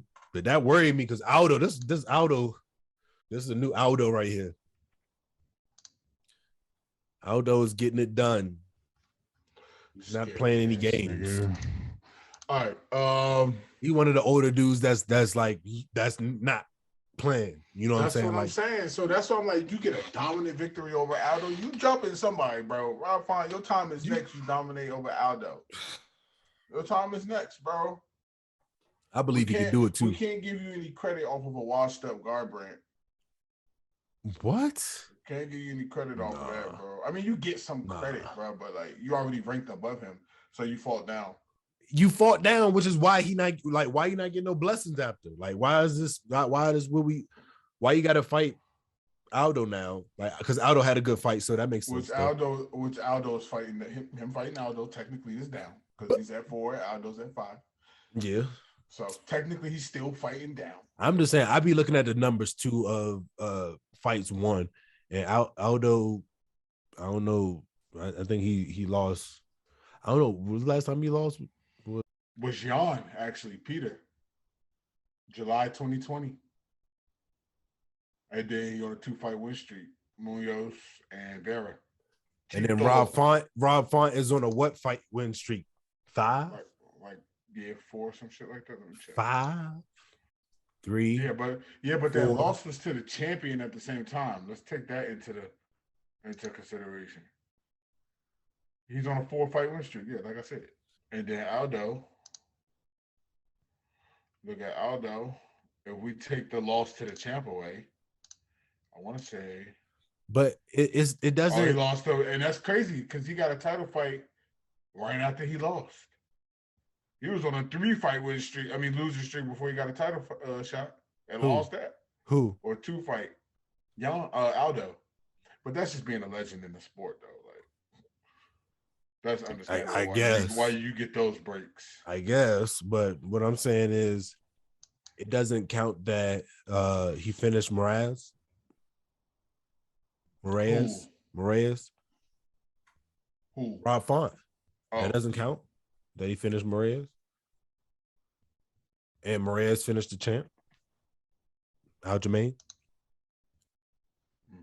Then after that, he displayed a clinic with Garbrandt. Garbrandt got his shots off, but that's when Rob Font was like adjusting every time, adjust. And then Garbrandt couldn't do anything. Yeah, but Sandhagen beat Egger, finished Moraes, tapped to Sterling, beat Sacuno, Lineker, whatever his name is, Bautista, Alcantara, Arnett. Like, if you take away that Aljamain loss, this motherfucker Sandhagen, other than Dillashaw, who's the number 1 contender, might I add again, if it wasn't for any injury, he would be fighting. He would be on like a 6-7 fight win streak. That's what I'm saying. It's a resume thing. Sandhagen resume looking just a little bit more impressive than Rob Font. But it's not saying that Rob Font isn't there. That's because Sandhagen be getting put in those spots. Like he the best fight. He's showing up, but he's showing the fuck up. It's one thing to get put in the spot, but you showing the fuck up, bro. Dillashaw? I mean, yeah, he's Dillashaw's an absolute dog. Let's forget Dillashaw didn't lose his belt either. He got stripped because he was taking illegal substances. You know what I'm saying? So it's just all right, for how long? For however long we know. For however long we know, he served his 2 years though, and it's for you to come back off of 2 years and fight a guy like Sandhagen and beat him. I think that says more to who Dillashaw is as opposed to, okay, yeah, you lost. I think Jon just about to get back on his run, get back on his terror of just finishing dudes, and that's what I'm saying. It's a matter of time for the belt coming back home to Russia, bro. And then he's gonna fight Aljamain, and then that's when he's gonna finally get exposed. And finish. He's gonna be finished. Yeah. I think Aljamain gonna finish Jon in this. All right, watch what I say, and make sure y'all check the timestamp. Aljamain, I believe he's gonna finish him. Maybe third in the third, bro. You gotta get in the ring first. In the third, y'all gonna be mad. In the third, y'all gonna be mad. Russia's gonna be sick. You got trying to tell you. Russia 150 third million. round. You Russia 150 million. You have to get to the ring first. And then realistically, if we're looking at a Don fighter who's been fighting this whole time that you've been resting, and then you're gonna come back and then jump into the pit with that's a lot. That's a lot. And then you call him for a finish after all that, that's a lot. I think that's a hell of a feat. That's a hell of a feat. Bro, I think Pedion is gonna be too emotional about it, bro. And he's gonna end up getting finished. That's what I believe. I don't think Aljamain is gonna be emotional about it. I think he's gonna see everything and then. And you know the wild thing about it is, what if he don't end up fighting Pedion? Then all of this was for nothing. All of this was for nothing. But because honestly, I don't because you know, like Corey Sandhagen, like you talking him up. But I don't see, you know what I'm saying? I don't see him beating Peter Yan. I don't see it. I'm about to say I don't see it. You never asked for a fight for I'm about to say, what the bookie talking about? Yeah, like, damn. Yeah, but hold on, bro. We got some more stuff that we got to get over because you know this whole thing could be a whole segment itself. Yeah, and you said you wanted to dedicate 10 minutes. Can I have this one? What? I have this one? For which one? Okay. Matter of fact, can we get hold on, bro. We're about to put an image behind my rant real quick. So we all know Tyron Woodley fought Jake Paul, and we all know that ultimately Woodley lost. But after the fight, a bet was placed. Get my name. I love Jake Paul tattooed on you, and we'll fight again. Now, as a grown-ass man, there is not anything another man in this world could convince me to do to tattoo your name. Like, I would never get another man's name tattooed on me unless it was my father. Tyron Woodley, you really got another grown-ass man's name tatted on you just to fight him again. I don't know if I have any more respect for that man. I don't know if it was henna. No, listen, I don't know if it was henna. You know what I'm saying? I don't know if that shit is real or not. I'm praying to the High Lord himself that is not a real tattoo. Because if it is, the fact that he already beat you once and then you got his name tatted on you, you basically calling that nigga daddy twice, bro. You call him daddy twice. That is your father now, Tyron Woodley. That man whooped your ass so bad that you put his name and then you try to put it on the middle finger as some type of symbolism. No, you should have put Goofy Boy right next to it. I am Goofy Boy. I love J. Cole and then the finger under it. I am Goofy Boy. Once again, fighters, watch who you keep in your team. I can't find it. My Instagram's not trying to pull up right now. Watch who you keep in your team. Watch your yes men around you. Watch your support system because they're hitting licks on niggas out here. They're setting y'all the fuck up. Okay. All right. I was highly disappointed because when I woke up and I saw it, I'm like, this can't be real. Close my eyes, rub my eyes, you know what I'm saying? Go brush my teeth, wash my face, wake myself up. You know what I'm saying? Then I go back to the post and it's still there. Looking just as real. Looking just as real as it did. I'm in awe. I'm in awe that a black man got a white man's name tatted on him after that white man told and whoop your ass, bro. Can't do it, bro. Sorry. Tyron Woodley, you are donkey of the week. As Joe Claire would say, we got to create a segment on the Roundhouse for guys like this, for situations like this, bro. Yeah, a grown ass man make me get their name tapping on them, and the fact that you did it after you lost the fight to that man. And what if he don't even fight you now? What if you're like, oh, I'm good? What you gonna get it coming up?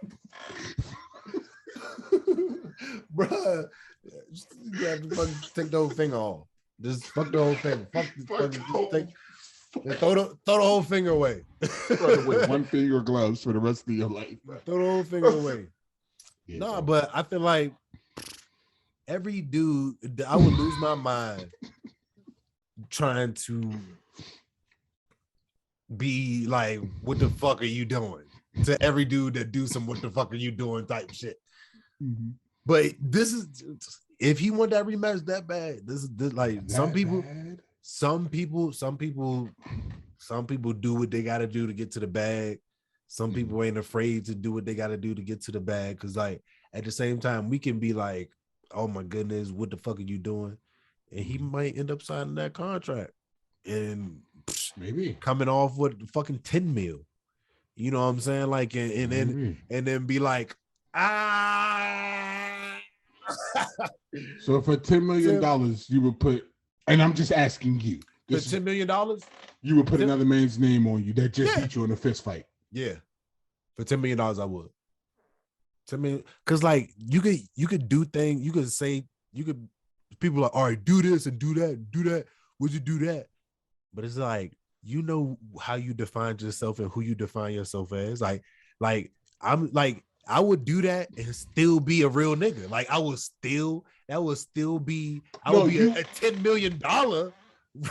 You would still be a real nigga. Yeah, but you gonna have some questions. Like that catch fire. It wouldn't change my loyalty to the people I love.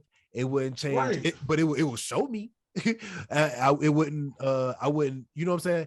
It wouldn't change anything. But it was like some people put in positions to do something of that nature, and Tyron Woodley, he went for it. So the worst thing would be like getting somebody's name on you for free.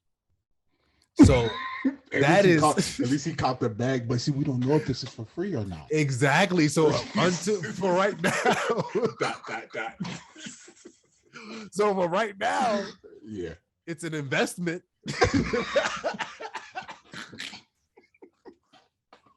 There might be no ROI on this. Nah, so far there might not be no ROI. Hey, because he could not even sign that contract, bro. Now him getting a tattoo and putting that out there. I don't know if it made his value go up. I don't know, up or down, but I'm sure it's the fact that more people put eyes on him. So it's just like you say when like Conor threw the drink on dude, he was like, maybe Leon Edwards should throw a drink on somebody. Go slap somebody. They're gonna do something. Yeah. Tyron Woodley it seemed like he playing the game. Like, you know what I'm saying? Like he's playing the game, and it looked like he got it tatted on there. I ain't trying to let the cat out the bag, but it looked like he got it tatted on there a certain way. You know what I'm saying? Like after he do what he need to do, you know what I'm saying? I feel like it was honestly, I feel like it's a henna. A henna tattoo? Yeah, honestly, that's what I feel. I feel like I'm giving Tyron Woodley more respect than that. I feel like it's a henna. I feel like the shit would have washed off in 30 days. See, I would have sent him a contract right after the fight. I would have texted my lawyer, draw something up. And see, that's my thing, bro. Like, if you're gonna get another man's name permanently tatted on you to fight him again, just for the sole purposes of fighting him again, the contract already needs to be signed. Like, we can sign that bitch at the tattoo parlor, my man. Like, the needle right here, and then once ink dry on that paper, boom, we could do it. He wanted to really dissect that if he wanted to do it or not. You must really want to fight that man, bro. No, bro, he don't want to. One, he fought him and he was super like reserved in fighting him. So he felt his power, so he know what it is now. So now it's just like, and plus he got that payday. Like he got a huge fucking payday, bro. Definitely got paid for it for sure. Like if Tyron Woodley wasn't a millionaire before, he's a millionaire now. He definitely touched that status. You know what I'm saying? Like, yeah. So it's like he did what he needed to do to get to his big bag. You know what I'm saying? Like now he doing the anchoring for UFC, just cooling. You know what I'm saying? Mm-hmm. What he should be doing, enjoying retirement. Cooling now. Enjoying retirement. You know what I'm saying? He was talking about Buckley when he said something to Buckley. He was like, "Hey, Buckley, it looks like you got a bonus. He like, yeah, I'm gonna take you out to eat. You know what I'm saying? Because I might got a little bonus too. That was after the fight. I was like, yeah, bro, $2 million. But he sounded like he trying to blow it already. That's what I'm saying. That's why he might have blown it already. That's why he's thinking on that tattoo, motherfucker. He sound like he trying to blow it already. For real. Well, I hope he making, you know, smart decisions with it for real. Yeah. Especially just to you know, get this second not, boy, I take riders on that ass.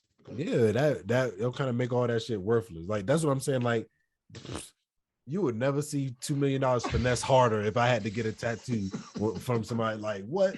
I will finesse that shit so far where I can't even hear what the fuck the haters saying. Like, you know what I'm saying? I'm too far away. Hell yeah. But what's going on with Jon Jones, bro? And why is everybody attacking him? Is it warranted? Jon Jones does nothing to help himself. And I'm just telling you from my standpoint. I love Jon Jones. Jon Jones is the reason why I really dug into UFC. It's the reason why I'm sitting here in front of y'all today.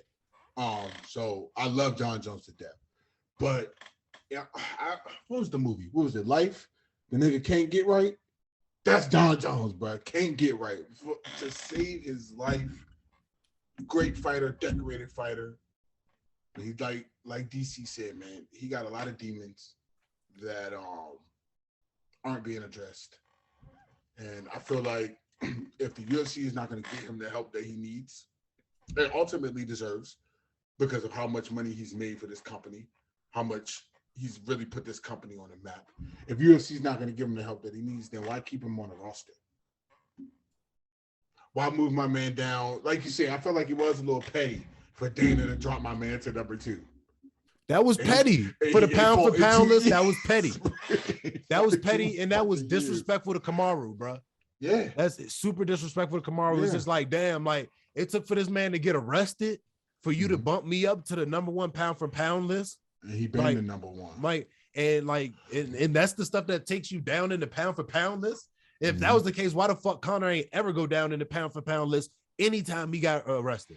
Because he was on the pound for pound list for a while. This is my thing with Conor though. I see how that goes. No, because I know what you're about to, where you're getting at with that whole Conor point. And I get that. But at the same time, bro, Conor has not put himself in nearly the same compromising positions that Jon Jones has. Conor McGregor has never hit a pregnant woman with his car. Throwing a dolly through a bus window, bro, with people inside, hitting a person. I hear you. Listen to me. I hear you. I don't care. Okay, throwing a dolly inside of a bus full of people of a guy that you're fighting.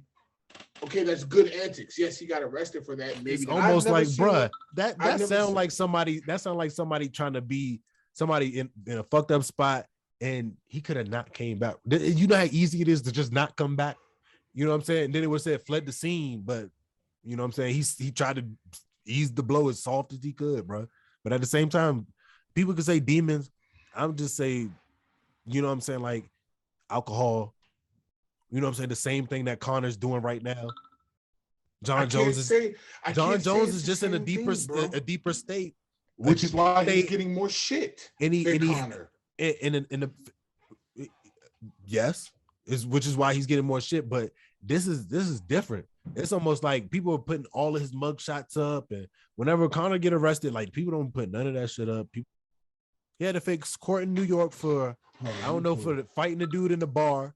I don't know if he had to go to court for the UFC throwing a dolly through that shit. He went to court for that. But you know, either way, like if somebody wanted to say that was attempted murder and they felt like that he was threatening their life, if Khabib wanted to say that was attempted murder for him attacking a bus that he was on, that would have never held up in court, bro. You can say it wouldn't hold up in court, but at the same time,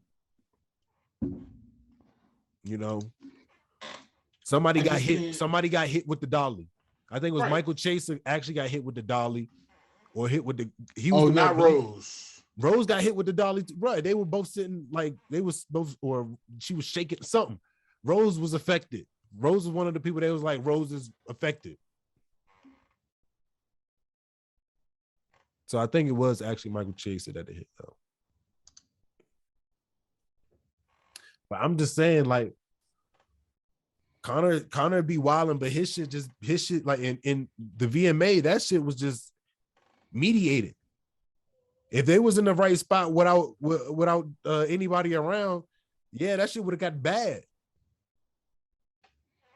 And women were in between Conor and MGK when they was going at it and throwing alcohol. Like that shit different when they get in your eyes. Especially if it's whiskey. Especially if it's man with some straight shit. That shit'll burn your retinas off. I promise like, you. What? Bro. But no, but see, this is my thing. What Dana said was right. With the whole, I have 600 and something guys, they're all fucking crazy. All these guys out of their mind. Yep. All these guys got big goals. My thing is, it's just too many of the same type of related incidents. I don't believe Conor was drunk when he threw that. But I feel like Conor was just legit mad. He's Irish. Let's also remember he's Irish. They're just naturally. Shout out to all my Irish folks at the table. But I feel like Irish people are naturally more on edge. I don't know. I don't know about that. I'm gonna leave it there. But you know, I'm not seeing other than alleged reports. I see a lot of alleged. Nothing he's ever been to court for. Nothing. Anybody. We have police reports, bro. We don't have no pictures from this Jon Jones incident, but we have police reports. Another alcohol-related incident, and it's just like, bro, like when are you gonna learn? On the biggest night of your career, stop drinking, bro. Go to AA, bro. Get the fucking help. And I'll say that to Conor too. Get the fucking help. But Jon Jones, you're wilding the fuck out, bro. And let's really break it down. Let's really take a fucking step back, bro. Jon Jones should be a hero to black kids. That's why I'm mad about it. Because I'm like, as a black man, where we are. Number one, you're in America. As a black man, we're already sliding. Number two, you're in a profession that's dominated by white men. Black men don't really get the opportunities. That's why we just sat here and talked about the whole Rob Font thing. Because black men not getting a fair shot and fair opportunities. Now we have a black man that we could say, oh, hey, that's our Superman. That's our fucking Superman. I watched Jon Jones when I was growing up. That was fucking Superman to me. Because nobody could fucking touch him. Now look what the shit in the news, the tabloids. It's just like, God damn, why is this a guy that I want to represent me? It sucks, bro, but we gotta fucking move at a different level than these white guys, bro. We can't be thinking that we could go out here and live the same life as these white guys. The same things. It's not gonna fucking happen, son. It feel like we'll still receive the same opportunities. We're always gonna be fucking thrown in jail for the same shit that they'll get a slap in the wrist for. We have to perform at a different level to get the same opportunities that they could fucking coast into. It sucks, bro, but that's fucking life. That's a fact. It's been like that since we were born. And unfortunately, until we get the right representation, until the right groups of people come together and really combat this shit, it's going to be like that. So you got to live. Until then, bro, stay the fuck out of trouble. Stay away from the bottle, bro. Like, bad things happen when you drink. Now you beating on your wife. You got your kids with you. You know what I'm saying? It's just allegedly. I'm gonna say allegedly. Okay, allegedly. But you're wilding the fuck out. Apparently, that's apparent that you're wilding the fuck out. And you need to calm down, dude. Like the shit's sad at this point. It's fucking sad. And the UFC needs to help him. I don't know. I feel like everybody is really coming down hard. Instead of talking shit about him, son, help him. Instead of Dana coming out being like, "Oh, it's the same old John," or "Oh, what's new?" But get him some help, bro. Like he didn't have any of that energy for Conor. Get him some fucking help, bro. He did say it's Conor, you know what I'm saying, and we all know how Conor is, but it was more in the excuse form. When he said it's Conor, we know how Conor is. It was excusing his behavior, and when he said it's Jon Jones, it's what I expect, and it's some wild shit for Jon Jones, like. But we know how Dana feels about Jon Jones, and Dana expresses that. He just showed it a little bit more with the pound for pound list, but I think people are coming down hard on Jon Jones. I think we should, just like with every situation, just like anything, what's the facts? What happened? You know what I'm saying? Like what happened? Like Whenever Jon Jones ready to talk about it, whenever his wife ready to talk about it, she gonna talk about it. She gonna speak on whatever it may be. But at the same time, from what I was seeing, from what I was reading, it's not too much that she was saying besides what the officers can see. And what officers can see was a story that they was putting together. They walked up to the house knowing that he was an MMA fighter. Why is he an MMA fighter in the report? Because the officers know. So it's just like anytime you go to Vegas, oh man, we try to keep him out of Vegas as much as we can. That's what Dana says, like keeping him out of Vegas, or like you got all those Vegas police in your pocket, Dana. You know what I'm saying? Like, so it's just like, what's going on with why can't Jon Jones not be targeted? I ain't gonna lie, Vegas police don't fucking play. I ain't gonna lie. Vegas police do not. If you ever been to Vegas, then you know that like it's fun. It's fun, but don't fuck with the law. Don't fuck with the law in Vegas, because they're not gonna fucking play with you. Yeah. So like even speed traps, anything, you gonna get it and you gonna pay. So whatever Jon Jones doing, whatever he hit on the cop car and they fucking added that on to the fucking charge. When he hit, that's some bitch shit. Right? Yeah, headbutted the charge. Y'all fucking y'all slam people's head into the cars. What you talking about? Like those things happen. It's only a problem if we do it. Like, you know what I'm saying? Like he's like, wow, these people are here again, and my wife got a nosebleed or some shit like that, and they think that I did it. Wow. Just because I'm Jon Jones, and I already happen to be drunk because of this event that happened. Bruh, like they're gonna figure it out. And Jon Jones is going to get criticized like he always does, as every black athlete does whenever they do anything in any fashion, because it's like nobody's talking about the VMAs no more. Like Conor wasn't even, like, he was invited to the VMAs. He doesn't even make fucking music. Like, what the fuck? Like, why are you here? You here because you're Conor McGregor. Got it. But you going to fight here, sir? This is not the fight MAs. So either way, I think people coming down hard on Jon Jones. Of course, we want to say get him the help that he deserves, but I feel like everybody needs mental help. You know what I'm saying? Like, so at the same time, it's just like everybody can use therapy. So at the same time, everybody has demons. DC be the first person to talk about somebody with demons. DC, look at yourself in the mirror, and you know nobody need to say something, nothing else. Nobody needs to, hey, DC, well, what does he know about you? DC, you know about you. You know the demons that you have. So, like, trying to be pressed to be like, well, I don't want this man to have so many demons, but he's got demons. Like, God damn. Y'all be quick to talk about somebody's demons so nobody see yours. But, okay, that's a little bit of how I'm feeling. But I just think, of course, Jon Jones is like, I hope that he sees what's happening, like, because eventually just like with everybody else, he's either going to burn out or be able to complete his task that he wants to do. Because look, this is what he's posting, so he's making me think that like he back on to it, trying to act like nothing happened. That's PR right there. That's media. That's the PR team. Can you hear it? I can't hear it. I can't hear it. This guy, you got a friend in me playing. You got a friend in me. Go script 225. Yeah, that's what's up. Reps. Yeah. We'll do. He's strong. So what does that say? Shorts. What does that say? I have way too much trauma to consume alcohol. My brain simply can't handle it anymore. I will leave alcohol in my past forever. Yeah, that's a good PR release statement. So, but what does that mean? Is that what he's talking about himself? I will leave alcohol in my past forever. Okay, now is the time to work harder than ever. Okay, which he would seem like he was already on that before then. But get right back on my horse. Hopefully, that's just all right. But hitting women, they ain't taking no hitting women lightly.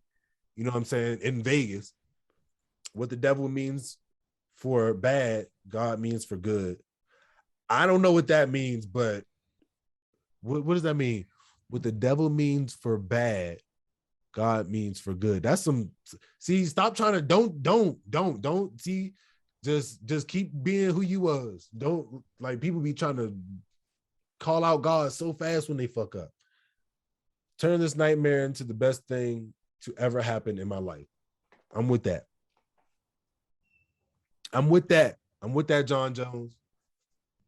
But like, if you ain't already been, calling out God and all that and doing it, just don't start it. Thing? Not don't start it now, but just like let's just be real about it. Like, be real about some shit. Once you be real about it, that's when everything will come together. So if it's things in your life that you have in your life that you don't want around you, i.e., whoever it is you may be having domestic issues with, then sometimes things that close need to change. Like, and it be like that. And you be having to take those assessments. So just be real with yourself. Keep grinding. He looking like he looks like an older version of Jon Jones, like a more mature version of Jon Jones, for real. You would not imagine some bullshit like that would happen after the last time that I seen him. Like, I was shocked, man. Bro, the way he was talking in the interview with MMA Junkies, like, you would never think that like nothing was going, like, he was looking clean, fresh haircut, ready to receive his reward. And after that, it was just like, bro. You know what? I should have known Jon was planning to get pretty fucked up after he came on stage with the blazer and the jeans and the Wranglers with the cowboy boots. I was like, oh, he's coming to party tonight. He's coming to fuck Vegas up tonight, bro. I wouldn't have known by the Wranglers. That's why I thought he was there on some complete casual, complete and utter. No. I didn't know that he was going to like the rodeo bars, like down there, deep down in Vegas. Like, you catch a dude walking in a club or a bar with a blazer and some Wranglers, he's coming to shut that shit down. And the cowboy hat. He's in there for the night. He's in there for the bring out the hard whiskey. Find him a bed right now. But damn, Jon Jones, like I just be like, damn. That's what I did when I woke up. I'm like, fuck, man. But pound for pound list shit, Dana, come on, that was petty. I feel like very petty. You know that was petty. But so what we got coming up this weekend? Okay. We got Santos is fighting Johnny Walker, and that should be fire. Yeah, that fight should be fire, and it's at the Apex, so we get to hear everything. Yeah, everybody get punched. You get to hear the slap pat, the slap pat, slap, crackle, and pop, nigga.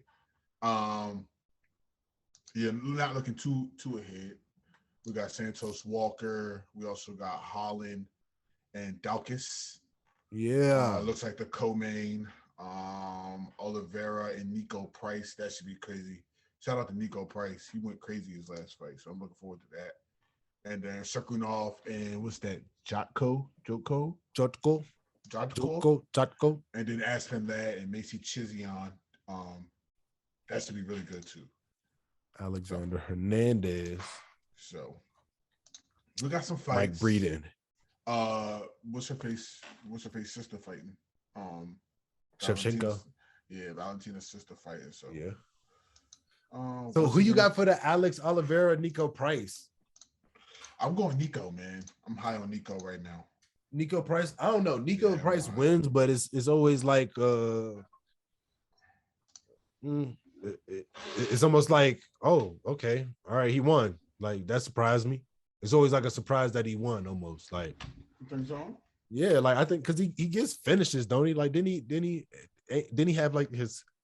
Oh yeah. I remember that because that was super close. That's what. He just lost to Piera, and Oliveira is pretty much like the same kind of style. Sporadic, wild movement. He's not standing in one space, so I don't know what he's trying to get with this fight, but I don't know if Oliveira was the one. He seemed like he's trying to get back on the win road, and I don't know if Oliveira going to help him, just to be honest. But big ups to him. I think Cowboy going to take that one. The new Cowboy. The new Cowboy? Yeah, new Cowboy. Because you know you had Cerrone. But he retired Cowboy. You got Cowboy Oliveira. Me, John Wayne with the shit. That's Alex Oliveira. I'm sorry. And so who you got for Kyle Dawkins, Kevin Holland? You already know who I'm rocking with. I'm gonna go with Kevin Holland myself too, man. You already know who I'm rocking with.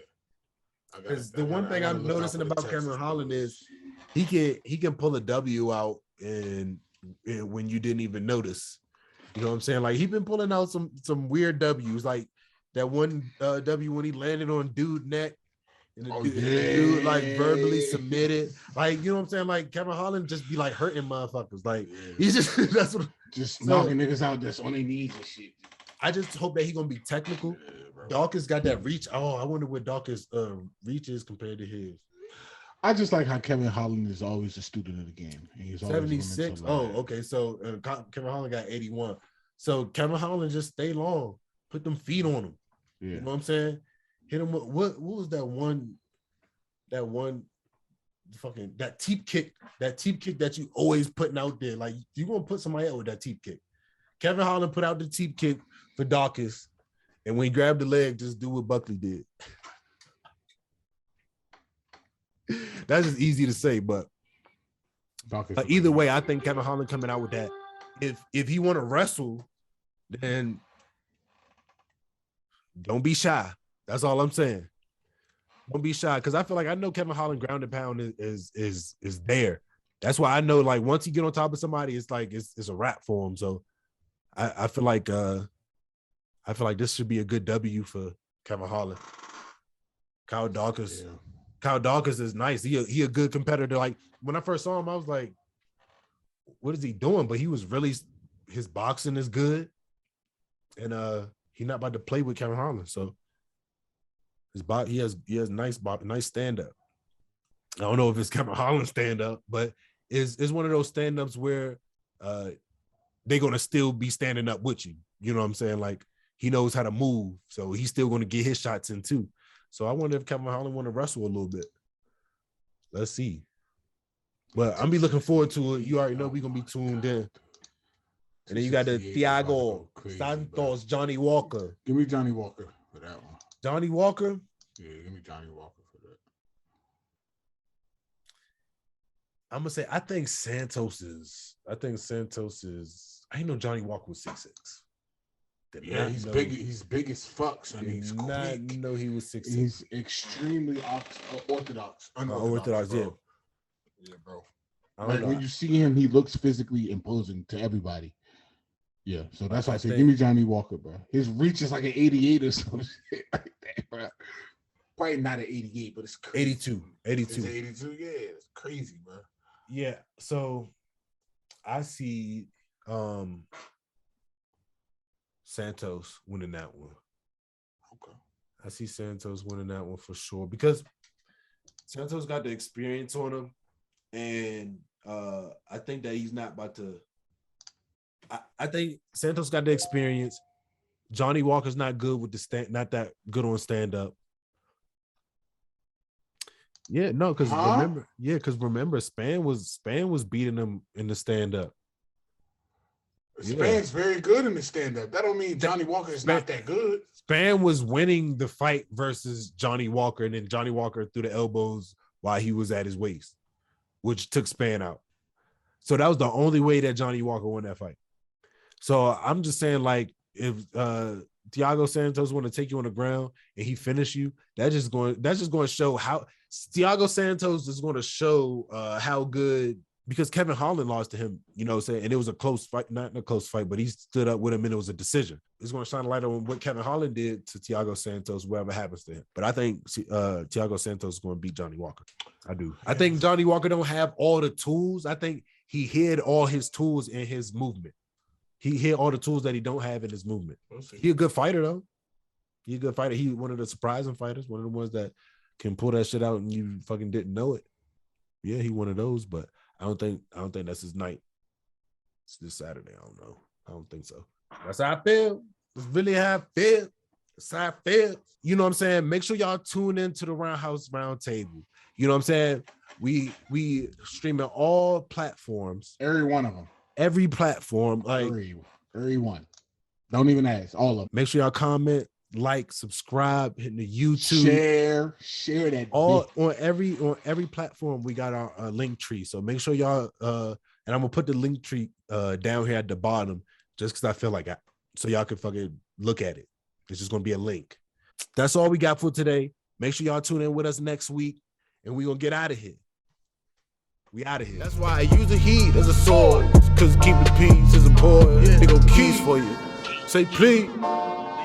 That's one, please. Don't need no one. That's two, please. Don't leave. That's 3, 4. If you do.